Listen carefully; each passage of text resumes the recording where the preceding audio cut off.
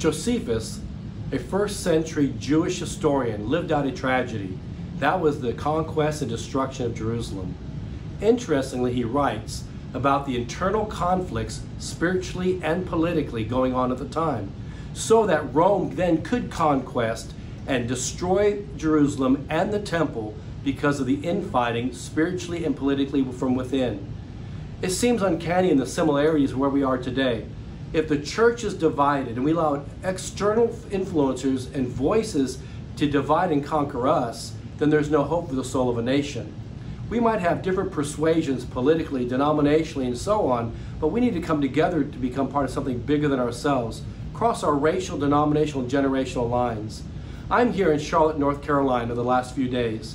I came to support the American Renewal Project, a pastors gathering yesterday, and to meet with other leaders and pastors we've been communicating with the last few years.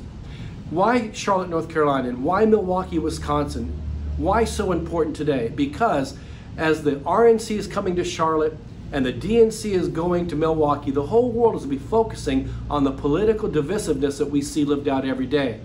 It's important for the church, though, to set the tone. We need the environment and the presence of the Holy Spirit so that the church sets the tone, the plumb line of healing and hope and righteousness and justice.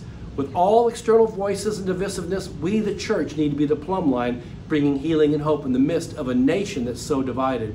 Let us not be conquested or divided and the enemy take over the very things that are important to us, the very freedoms of expression, freedoms of speech, and the freedom of religion, not from religion.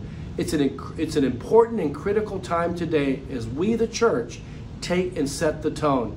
So would you join with our brothers and sisters in Charlotte, North Carolina, our brothers and sisters in Milwaukee, Wisconsin, to cross our racial denominational lines, set the tone for God's presence, because we need God's presence more than anything. And from there, getting the wisdom and the strategy of God, how to reach those communities. Because when the world is watching, the church needs to be the one setting the atmosphere for God's presence.